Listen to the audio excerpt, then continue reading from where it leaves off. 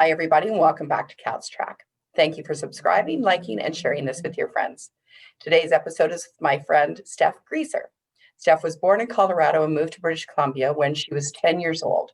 Stef's parents, especially her dad, gave her a strong foundation and a huge influence and positive impact on her life. I share that with you, Stef. I loved my father. Besides Steph's loved ones, she loves spending time in the outdoors, skiing, hiking, and biking. She tells me that's the greatest gift that her parents gave her was spending time in nature in her growing up years. Friend, you'll find her full bio attached. Steph, thank you so much for joining us today. Thank you for having me. Oh, yeah, I'm excited. I can't wait to hear your three things. Same Are you here. ready for the questions we sent your way? I am ready. Awesome. Okay, first one being, what's been your greatest challenge in the last few months? Yeah, I think my biggest challenge has honestly been kind of focusing and choosing a few things to do well versus trying to do them all. I think that's been kind of a theme in my in kind of the last few months. So I run two businesses. One business is a speaker accelerator program for women called Shine, and the other business is how you found me. It's No Story Lost, where we kind of capture and keep family stories and turn those stories into a beautiful coffee table book. And No Story Lost just launched, I don't know, a month ago. So, running two businesses, I mean, it's funny. I think I have a few mentors that were like, just do one, like, just do one. I'm like, oh, we're going to like ignore your advice. So I think within those two businesses, being ruthless in terms of what needs to get done and what needs to get prioritized has been really a challenge and a theme. So yeah, that's what I would say. Well, I imagine that they probably feed one another too. It seems like there's some good synergy there. Yeah, I would say that in terms, if I put my marketing cap on or have a marketing lens, that they're very different, different products, a little bit of a different audience.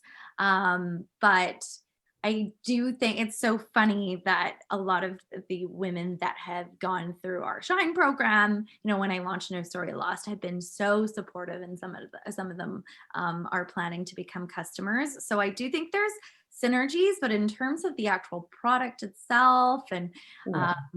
yeah, they're quite different, but it's and they're with both businesses are run with two different business partners. So it's funny, it's not just me running them. There is definitely, I've Jeremy and Andrew on No Story Lost side, and then I have Allie and Amy on the Shine Bootcamp side. But it's just it's interesting running two things. So Well done. I'm yeah. happy for you. And what about the three things you want to share with the audience today? Okay. And my three things, I think, because you had sent me these questions, I'm going to like cheat a little bit and look at my notes. Oh, it's all good. It's Uh, your story, girlfriend. because I think my three things were really to do with what you had, your introduction to me, which was my parents having just a huge impact on my life. And I think that it's so interesting as you get older, you really realize those impacts that they've had, and all the things and the choices that they made younger, and how they kind of are part of you today. So that is one big thing and big theme. And it actually brought me to No Story Lost. No Story Lost was not my idea in any like way, shape, or form. One of my best friends, Andrew, his family is really important to him, and he had an interview. He was sitting down with his grandfather, and his grandfather was talking away, and all of a sudden he thought, I need to get this down. I need to start writing down what my grandpa is saying.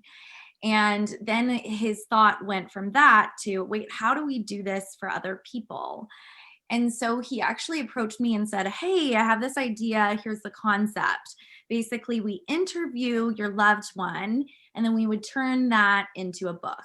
And I have an older father. He's, for my age bracket, my father's about like 20, 15 years older than the other dads, people my age. He's 84. And so my dad has lived the craziest life, like craziest stories. He Oh man, growing up, it's just the stories he used to tell me. Like, he used to be Arnold Schwarzenegger's ski instructor. He lived in Colorado. He was, he was really small child, but still has memories of World War II, living in Germany. He immigrated to Canada. His story is really interesting, and he's older, so there is this, not this fear, but this reality that my dad isn't going to be around forever. And especially in these last couple of years, he's had, health problems, but what older person hasn't? And so it's just really, really a reality that that's going to happen. So when Andrew came to me and said, "Hey, Steph, I have this idea," I was like, "Sign me up. I want to do this with my dad. Oh my goodness. Like, take my money." And so I was kind of one of the first beta customers. And the interesting thing is, I went to my dad and said, "Oh my goodness, you're going to like tell your story." And he was like, "No." He's like, "No, no, no, I'm not into that." And I was like, "Wait, what?" But I want them. I had to like convince him a little bit. And then we went through the whole process, and I read the first manuscript and I had tears in my eyes. And there were things that I didn't even know about my dad that were in this book. Like, imagine getting this manuscript and being like, "Oh, I never thought to ask that question. I never knew that." Yeah, So I messaged Andrew and was like, "This is super special. I said, like, can't wait till, like, it was the manuscript at that point. Can't wait till it gets put into book form." And I had been, as a beta customer, very vocal about like what things that I think could be improved, because that's what they wanted. And then I think there's this moment where I actually got laid off from my job.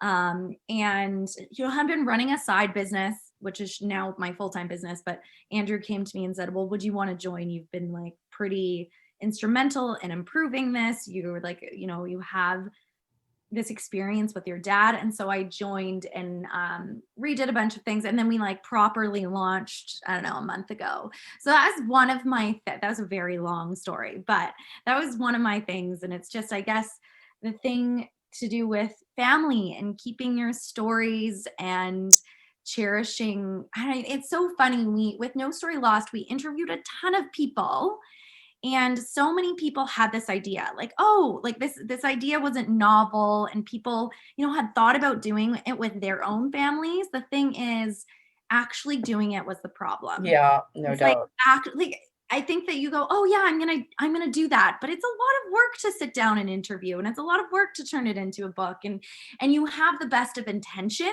Like, I hear that a lot. Like, yeah, I want to do that, but it's another thing to then actually make it happen.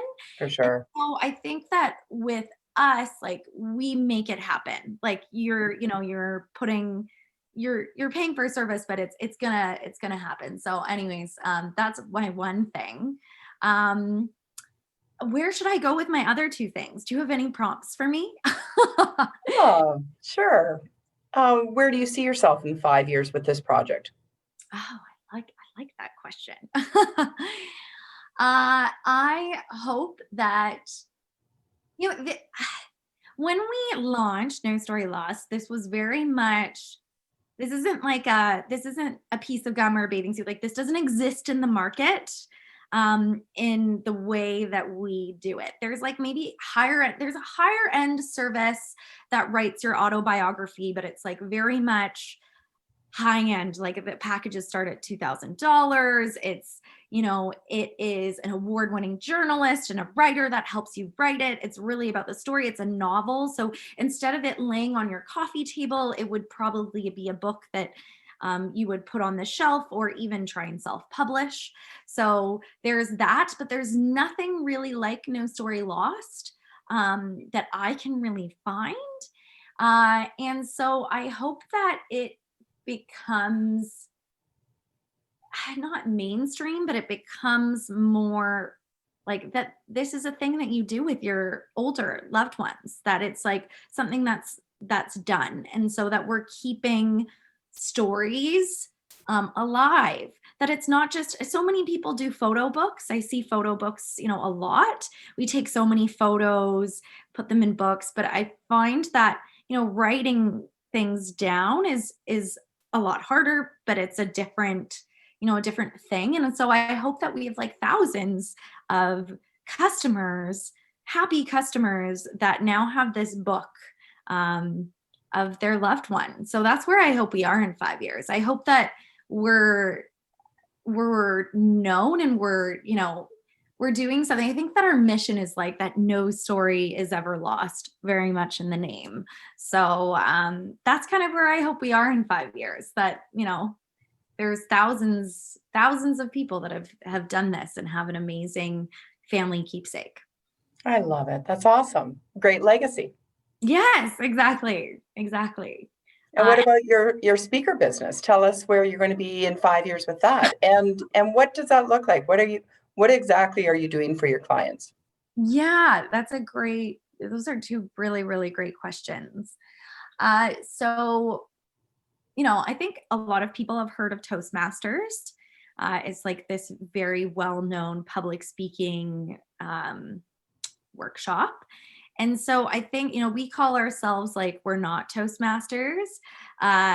It's not just public speaking about anything. It's really about, a lot of our customers, our community, we call them our community, are like professional women that want to speak on stages professionally. So it might be, they're one of three things. They're either an entrepreneur who want to speak about their business, kind of something like this, going on podcasts, speaking about their businesses themselves, their challenges, hurdles. They're either like consultants or freelancers who want to, a lot of them for some reason are copywriters and designers, they're freelance. And so when they go speak at conferences about some of the work that they do, they then get business out of it. And then we have the third category, whereas you work in-house at a company, you're a specialist in something, but you want to go to that industry event and share the work that you've done. And just kind of it allows you to kind of go back and, some people have said even the process is really interesting because it makes you stop and like teach what you're doing to other people. And it makes you realize like, all the things that go into the work that you do and then presenting that. So with that speaker business, it's really it's kind of like a one-up from Toastmasters. You kind of go in, it's an 8-week program. You have modules. At the end of it, we're kind of well known for a simulated experience. You have to speak at a conference. We have a speaker showcase. We invite event organizers. You might even get booked. And it takes it a bit more to the professional level, and it's a community of women.